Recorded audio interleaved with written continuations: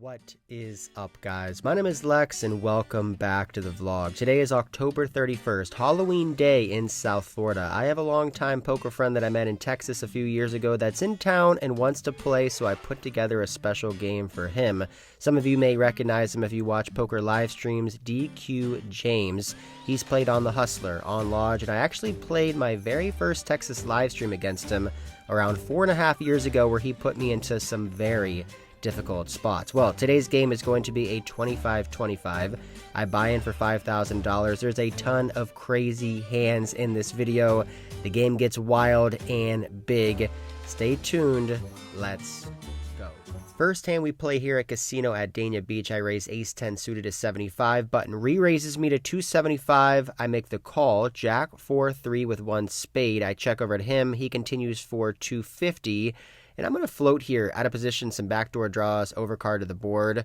Turn is nice, 2 of spades, giving me a straight draw and a flush draw and an ace overcard. I check to him, thinking if he bets, I may have to rip it all in.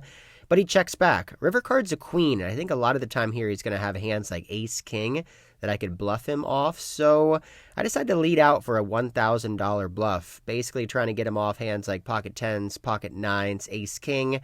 And unfortunately for me, he goes all in for around $3,000. I make a very quick fold, and he shows ace-queen offsuit for top pair, top kicker. Folds to DQ in this hand, who raises on the button to 125. I call with king 5 for $100 more, and then he has something to say to the camera. Let me just tell you right now, whenever you're playing with a vlogger and they say that I'm just going to, put some defense in, and then they hit the record button, you are fucked, and you don't even know it yet. All right, 3. How much is that? 400? 400 for the vlogger. All right, 15. 1,500? We are fucked. We are completely fucked. But we are all in. All right, I was bluffing. He was bluffing. You got me. He was bluffing. Not a bluff. Not Jack a bluff. 8? Wow. Small donation there to DQ, bluffing off 1,600, but maybe we can get back some in this hand. He calls 25. I have ace-king of spades in the cutoff. I make it 125. Button now re-raises me to $350. Back over to me, ace-king suited. I'm going to put in a 4-bet. I make it $1,100 to go. My opponent started this hand with around $3,500.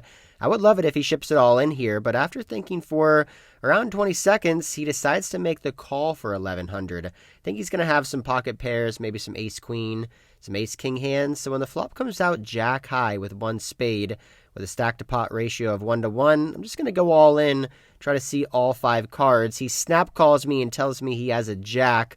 We're going to have to get lucky here. The turn does not bring us any luck on the first run out, and the second run out is no good, and we lose to king jack of clubs. We had him dominated pre-flop and ended up losing around $3,500 in this hand. Well, the first 25 minutes of this game, I'm already stuck $7,000. The good thing, though, is that this game, there's a ton of action, there's a bunch of all-ins, and it's always possible to get your money back quickly. In this hand, there's a raise from early position to 150, a call for 150. I raise on the button with queen 9 of spades to $600. Back over to the initial raiser, who folds. And now the action's here on Tall Steve. Some of you may recognize that name. Tall Steve and I have been playing together for a couple years, and him and I have played a crazy amount of wild hands. A really crazy hand we played around a year ago where I went all in with a straight draw. He had 2 pair, and I cracked him for a $25,000 pot, and he had some choice words for me in that hand. It's chopped? No, I hit a straight both. I hit a straight on both. Are you kidding me? Sorry, Steve. That's Are you bad. kidding me? Sorry. You're destroyed in that hand. Yeah, that's a professional. That is just a sliver of how tall Steve is. He cheers loudly when he wins. Yes! Come on, man. Come on. He screams loudly when he loses. Oh! And curses, as you can tell, and yeah, it's pretty fun to play with this guy. Back now to present day.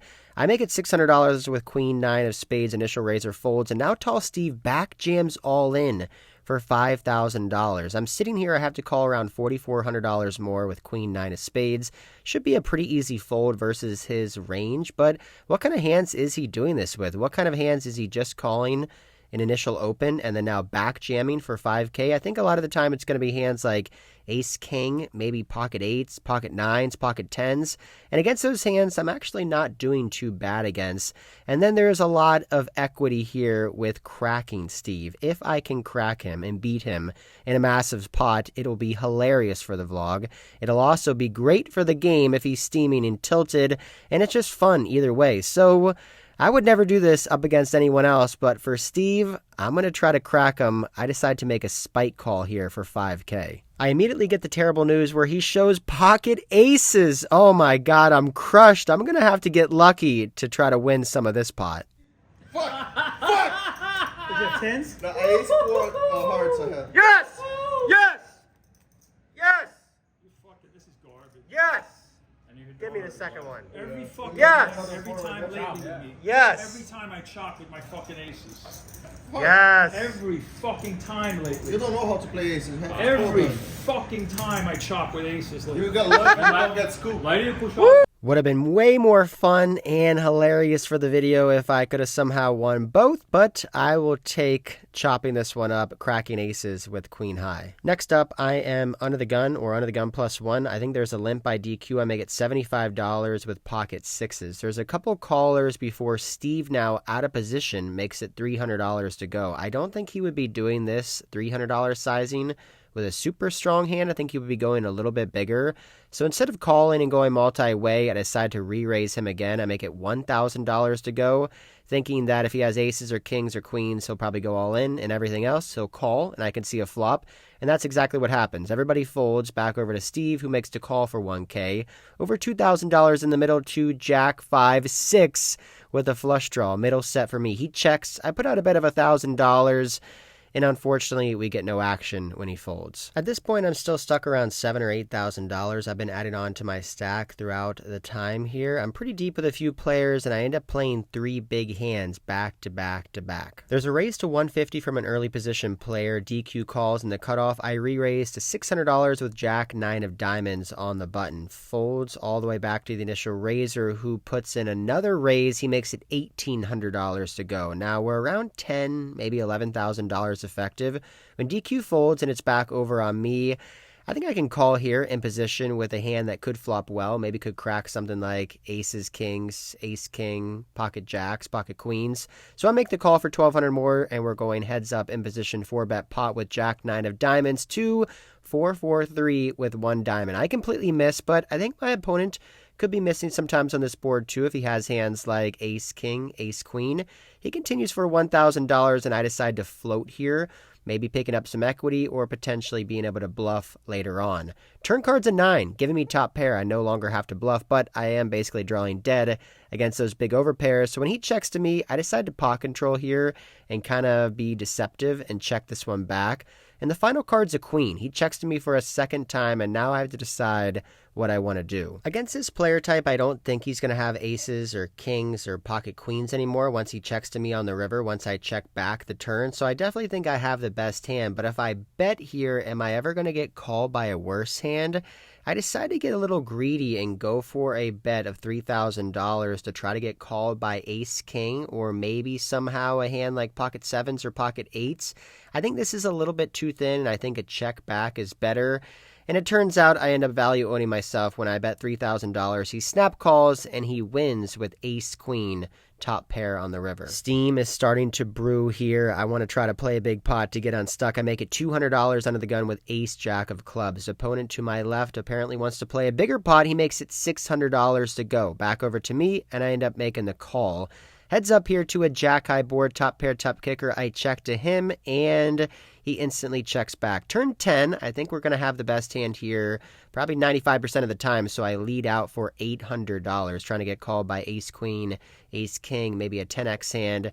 Back over to my opponent, who I do have a lot of history with. And once he's tanking here and decides to raise me to $2,300, the alarm bells are ringing.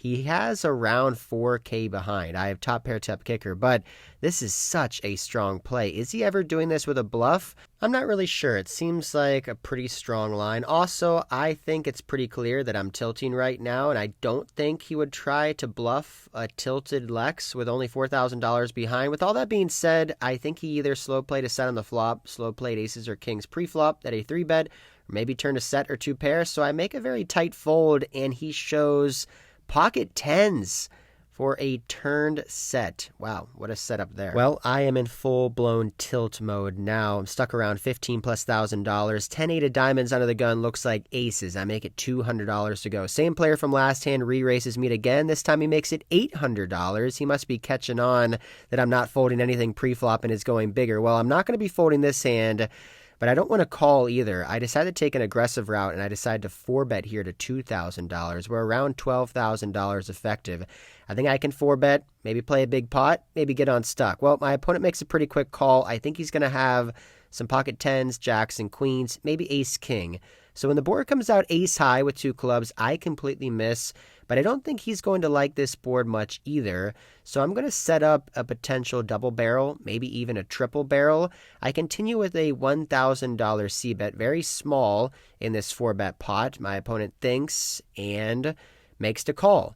Turn card does not improve me. It's the 4 of clubs. Now I have to decide, do I want to continue to go for it, or do I want to shut this one down? I decide to check to see what my opponent will do. I think he's going to be betting sometimes with his aces and checking back a lot of the time with his pocket pairs, and he decides to check this one back. River card is a 4th club. Any club now makes a flush. I'm sitting here with 10 high, no club in my hand. Once he checks back the turn, that doesn't mean he doesn't have a club. I think a lot of the time he's going to have jacks, queens, maybe kings with a club. Obviously never going to be folding that.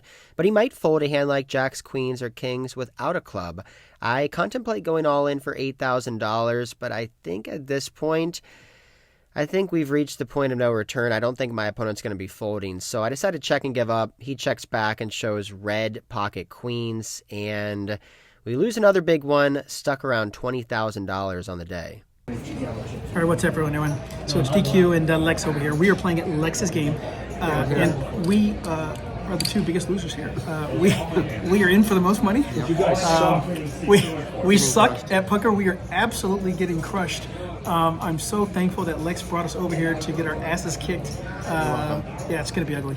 But we can make a comeback. By the time this thing's over, we are both going to at least be even. I promise you, if we're even, we're happy. Oh, I'm glad, because look, Lex raised. Until Lexus loses his watch. Let's go. What does Lex got? This is yours. All right, let's go, Lex. I'm now in this game for an absurd $45,000. I tend to do this in my game where I blast off, go kind of crazy in the first couple hours, get in for a bunch, get stuck a bunch, and then spend the entire session trying to get back to even. Well, luckily for me, it's always possible to get back to even, and in this hand, I have that opportunity. Steve calls $25. I raise in the cutoff with ace-jack offsuit to $200. And now the big blind, 3-bets me to $1,100. A player who doesn't normally re-raise much pre-flop, does a lot of calling. So I think he's going to have a very strong hand, something like aces, kings, queens, ace-king. Steve decides to call, and I think ace-jack versus that range is an easy fold. But I'm in position against 2 players who I feel like if I smack the board, I could win a big pot. And I'm trying to get unstuck, trying to get back to even, so I decided to make the call for $1,100. And we're going 3 ways here, and I do smack a board. Jack, jack, 7, 2 clubs. It checks to me, unfortunately. I wish there was a bet here, but I'm going to bet small on this board, looking to get called by all sorts of hands. I just make it $800. Looking to get called by king highs, ace highs, all pocket pairs, gut shot straight draws. Big blind player makes the call, and Steve ends up making the fold. So we're heads up now to an offsuit 8 on the turn. My opponent has around $7,000 left in his stack, and I have to decide how should I be playing this hand. Now, once he check calls on the flop after re-raising pre-flop, I think he could still have ace-king, but I think a lot of the time he's going to have hands like queens, kings, aces, afraid that I maybe have a jack. I'm going to play this hand as if I were bluffing. If I had a hand like ace-10 of clubs, maybe 8, 9 of clubs, possibly king 10 of clubs, I would want to put the pressure on those single pair hands. So when I actually have it, I'm going to try to put the pressure on as well. So I bet out for $10,000, putting him all in for an effective $7,000 stack. He doesn't snap fold right away, which is great. That means he must have some hand that he's making a decision with. I mean, this pot will be huge if he calls. Almost $20,000 could get me halfway unstuck. And after around 40 seconds of thinking, my opponent flicks in the call, almost 20K in the middle with trip jacks here. I show right away, and he shows pocket aces. Oh my God. One out for him, and he misses on both boards. And just like that, we get back around $10,000. We were stuck 20K. Now we're only down 10K. Hey, we are trending in the right direction. Over the next hour, I play two somewhat uninteresting spots. Ace King offsuit, I raise, get a bunch of callers. I flop nothing, but decide to float on the flop, given a small bet by someone in later position. We're multi-way now to the turn, checks all the way around. River card is a king, giving me top pair. I bet, everybody folds, and we take down a few $1,000s of profit in this hand. And then I raise pocket fives. I flop a set on a king high board, but the board runs out super sketchy with a one-liner to a straight and a flush.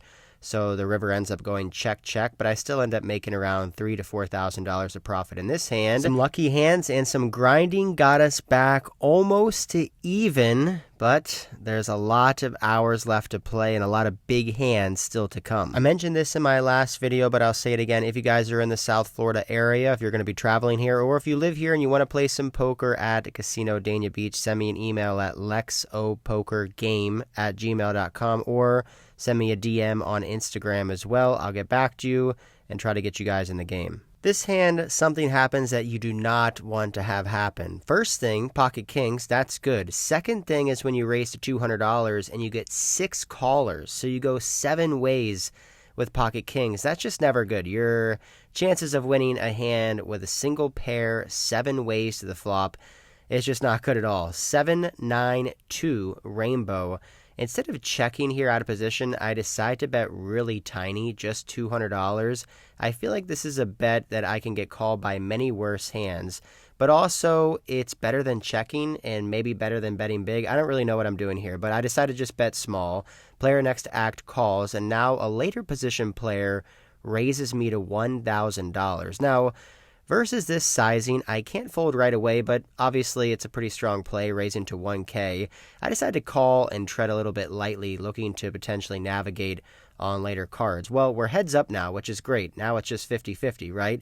Turn 10 of clubs, I check to him, and he pretty quickly checks back. I feel like that's a good sign until the river's a 6 of clubs, one-liner to a straight, backdoor flush gets there.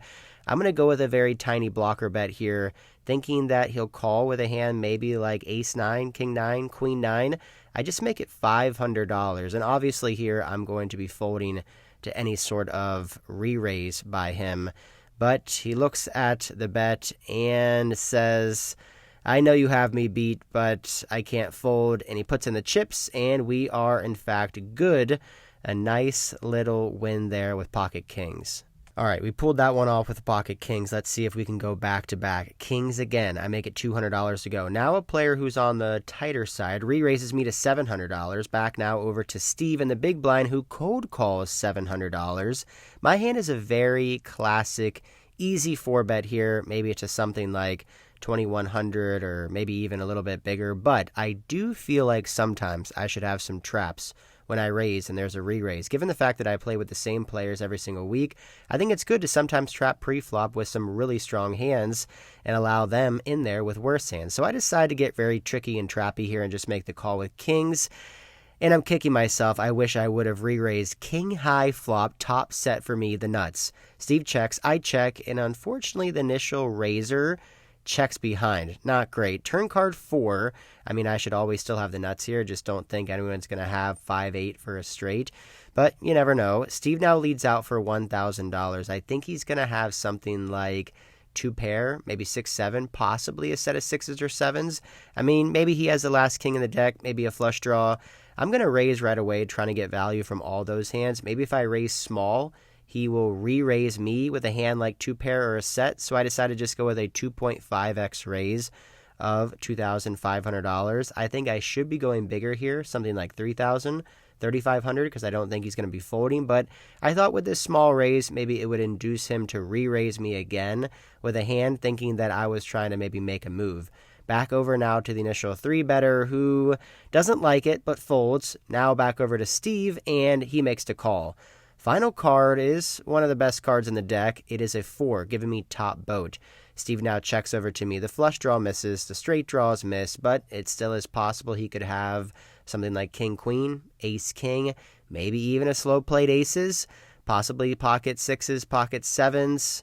I'm going to go for broke against those hands. If he does have a missed straight draw or flush draw, he's not calling a bet anyway, so I make it $6,000. He shows 8-9 of clubs for a missed straight draw and obviously folds, and we're running good now. Later on into the session, we're picking up some hands, we're winning some pots, and things are finally going in the right direction today. I think paying attention to what is going on at the table with the players at the table, who's down, who's up, really comes into factor sometimes when you're playing big pots and having to make tough decisions.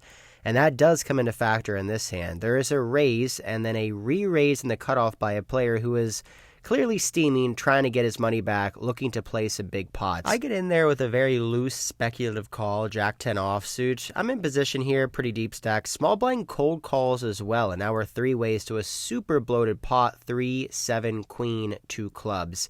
I have the 10 of clubs I completely miss, but when the action checks over to me, I think I can take a stab here and get my opponents to fold out some smaller pocket pairs, some ace-high hands, some king-high hands I completely miss. I make it $1,500 to go. Praying that the small blind folds, but as he's thinking, I'm a little worried he might shove, but he decides to just call, which I think is very strong. Looks like he probably has some flush draws or maybe some queen X hands. And now the initial raiser, the guy who's steaming, makes the call as well. So I am just completely done with this hand. When the turn is to 4 of clubs, I consider maybe jamming all in with the 10 of clubs blocker, trying to represent a flush, trying to get my opponents off maybe a king, queen, or a pocket jacks, but I think better of it and decide, look, I'm done with this hand. I already kind of torched enough money here, so I check back. And we make a flush. 9 of clubs on the river, 4 clubs on the board. I have the 10 of clubs, small blind checks, and now the player to my right decides to go all in for $7,000, and I am in a very, very tough spot. I mean, I have the 10 of clubs. I have, what is this, the 1, 2, 3, 4, the 4th nuts, 5th nuts, something like that. He's going all in for a big pot size bet or over pot size bet of $7,000. I mean, what could he be doing this with? Could he have a club in his hand? Yeah, he could easily have a hand like King Jack with the King of Clubs, Ace King with the King of Clubs, Ace Jack with the Ace of Clubs. I mean, all those hands beat me. Is he bluffing here into 2 players? Seems a little bit unlikely, but he is stuck. He's trying to play a big pot. I don't know. I go back and forth here for a very long time. I want you guys to take a second now, pause the video, go down to the comment section below. Let me know what you would do here with the 10 high flush on a 1-liner flush board. Would you call $7,000 or fold? I just didn't think he had enough bluffs here, so I reluctantly folded my hand, especially with a player to my left who could easily just have the King of Clubs or the Jack of Clubs as well. So I fold. Small blind player calls very quickly, and I'm kicking myself when the small blind player shows Queen Jack with no club, and the player to my right shows Ace King of Spades for a complete airball. Man, if I would have found the call there, I could have won maybe a $20,000 pot. Thinking now, after the fact, up against a stuck tilted player, probably should just put it in. If he has me, he has me. Unfortunately, that fold cost me a lot of money. I play a pot now where there's a raise to 100. Steve calls on the button. I have aces in the big blind. Things are nice now. Picking up some big hands. Make it $600 to go. Steve calls. Other player calls. Flop is Jack high, I bet $600, only Steve calls. Turn king, I bet $1K, Steve calls again. River Jack, not the best card, I check, and he checks back, and I win. I know all these hands are going pretty quick. I mean, within 25 minutes, we've already gone over 10 plus hands, but this is actually like 11 hours into this session. I'm pretty tired, but I get woken up fairly quickly Looking down at pocket aces again. I make it $200. We're playing six-handed now. Small blind makes a call, and we're going heads up, which is quite odd to be going heads up in this game. King 7-8, two hearts. Nice board for me with the ace of hearts. I like that as well. He checks to me. I bet $300.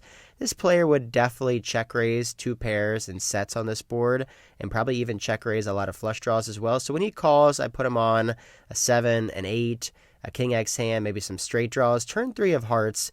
And he checks again. I could go small or could check back. Decide to check back, and final card's a jack. He checks to me for a third time, which I don't think he would ever do with straights and flushes, so I definitely think my aces are most likely good. Maybe sometimes he would check two pair, but I think he would also go for value there. So I want to bet a sizing that looks pretty polarizing, that looks like a bluff, to maybe trick my opponent into hero calling with a mediocre hand. Maybe something like Jack 10, maybe something like Ace 8 or a King Queen hand. I make it $1,500 to go. This is 1.5x pot. What I'm trying to make it look like is that I'm bluffing when I'm really not bluffing, to try to make it seem like he has to call down with hands, whatever. Either way, he is thinking now for a little bit of time. I'm obviously rooting for a call once he checks to river until he calls and I show aces and he shows Jack 7 for a rivered two pair. So, well played by my opponent. A little bit of a slow play on the river, I think, or maybe he was just being somewhat cautious given the fact that we're deep stacked, but I end up losing this hand with aces, and now we have two more hands left to go over. The first of two is going to be up against Steve, my favorite player to play against and my least favorite player to play against sometimes. I raise Queen Jack 4 ways to Ace 10 8, two clubs. Double gutter on this board. I'm not going to c-bet. And I wish I would have. Bink turn 9, I make the nuts. Now Steve leads out for a $300 bet. I'm not going to be messing around here. I'm going to raise with my hand, and I think my hand just wants to go big. There's so many flush draws and straight draws and two pairs and sets that he can have that he has to call a big raise with, so I make it huge. $2,000 to go. Back over now to Steve, who makes a pretty quick call. I like this spot. Final card, King of Diamonds. Backdoor flush gets there. It is possible he could have something like 10x of diamonds, ace x of diamonds, but that's not going to slow me down. I have the nuts straight. There's a ton of hands that can still call me, but I want to go a sizing that allows him to call with his two pair hands, with his top pair hands. So I decided to go with a smaller bet than I made on the turn. I make it $1,500. Now over to Steve. I'm pretty sure he's not going to take this sizing and turn some hands into bluffs. I just don't think he'll be doing that. So if he calls, obviously we're good. And if he raises, I can make pretty easy folds. Now Steve's thinking. He looks at the board, looks down at his chips, looks over at me, looks down at his chips again, and picks up one $5,000 chocolate brown chip and announces raise. And right away, I know I'm beat. I know he must have the flush and probably has the nut flush. I do a little hand funeral, a little tilted here, a little unlucky, and I fold, and he tells me he had ace deuce of diamonds for a backdoor nut flush. We've now made it to the final hand of the night. We're playing five-handed now, almost 13 hours in this session, $200 with Queen Jack for me, and the small blind makes it $900 to go. In position, very, very deep stacked. I decide to call and flop top pair, Queen 5-2 with two diamonds. He decides now to check over to me, and I think it's some 3-bet pots with some top pairs. It's good to also have some traps and some checkbacks.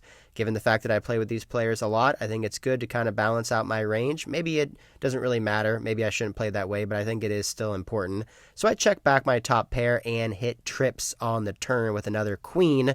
And now my opponent leads out for a $900 bet. I think it's very likely he has a hand like pocket jacks or pocket tens. Maybe he's turning some hands or starting to bluff with a hand like ace king or ace jack or king 10. I think raising here or calling is fine, and I decide to just call given the fact that I check back the flop. And the river card, 10 of diamonds. Flush draw gets there. Pocket tens now beats us. Ugh.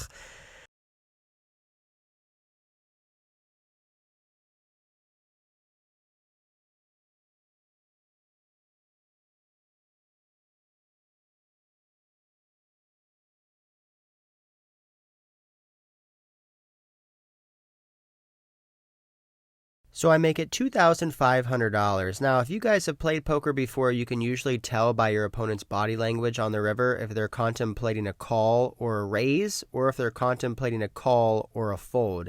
And his body language is giving off, figuring out if he wants to call or fold, which is great. I feel like if he hasn't called already, we're definitely good. We're obviously rooting for a call. And after around 45 seconds, he does put in the call. Queen Jack for trips is good. And that is it. After a monstrously long day, almost 13 hours of playing poker after being stuck almost $20,000 at one point in the game for $45,000, I have made my way back to even and now have come away with a profit, cashing out for a little over $60,000. As I do after every session, I take all my chips and cash from the day and lock them safely away in a lockbox behind the cashier. That way I never have to leave the casino with any chips or cash on me. The next day is actually November 1st, which is my 33rd birthday. I celebrate at Tocado Restaurant on Fort Lauderdale Beach with some friends, get some good drinks and some good food. I hope you guys enjoyed this vlog. It was a wild one. Please like, comment, and subscribe. And until next time, I'll see you.